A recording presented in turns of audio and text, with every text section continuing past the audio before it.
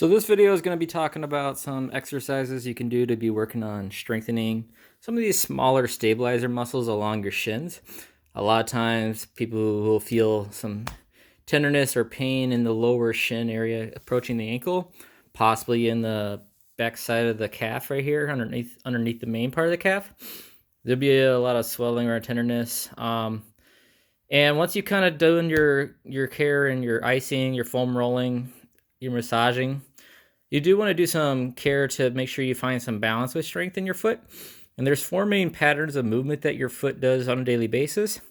And so what we want to do is just try to make sure we're covering our bases with not letting certain areas become overused or overactive and not giving enough attention to some of the areas that might be underactive. So we want to try to find balance. That way the joints line up pretty well. They start to track along using the arch properly, and you ultimately suffer a little bit less problems. So one of the stretches we're going to do, or exercises for strength engagement, all right, is we're going to be trying to flex through this tibialis anterior muscle. So you guys are going to set up a band right around the base of the foot, or as far as the toes here. All right, make sure it's not on the toes. You don't want to be too far up. You'll slip right off with some resistance. You also don't want to be too close to the ankle. You want to have some leverage on the muscles.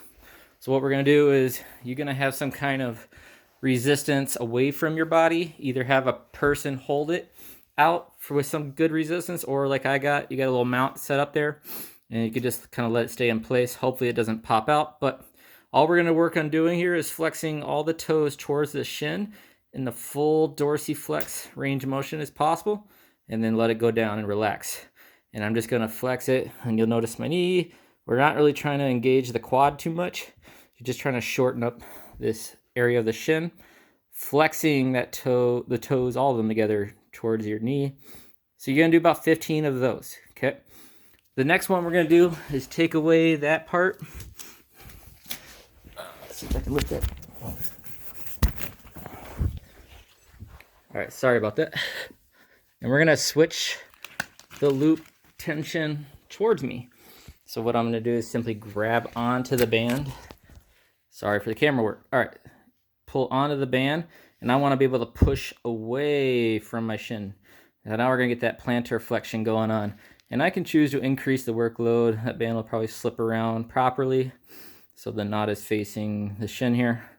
We're just going to work through full range of motion. I'm trying to point my toes straight away from the front of the ankle, hopefully not giving too much to the outside or too much to the inside.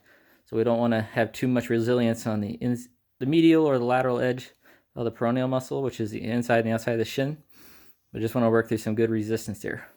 The next one we're going to do is working on inversion of the foot. So what I'm going to do for that is I'm going to put my other foot across and kind of push that foot away and give some leverage with that as like a brace.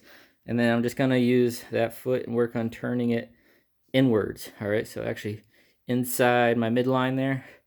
And I'm keeping my foot flexed in that dorsiflexion. Notice how my toes are pointing back towards my shin. And I'm rotating the whole foot, just the foot, inside. I'm trying to keep this right leg as a base, as resistance. So I got a good amount on there. That's why it's moving along pretty well, okay? The last one is that eversion. So basically it's the opposite, where we're going to try to turn away the foot. Not necessarily trying to do too much just lateral rotation, but just trying to turn the foot away. This is where you might want to have the band across the ball of the foot on that right foot, and that way you can just kind of get a little leverage. And this one can be very challenging to kind of take away that rotation, but if you can't see it, there's a little bit of a push away, basically leading that big toe away. But you can definitely see the ankle trying to do that supination movement. And you can always go into inversion to just kind of make sure you get a bigger activation of that. Very good.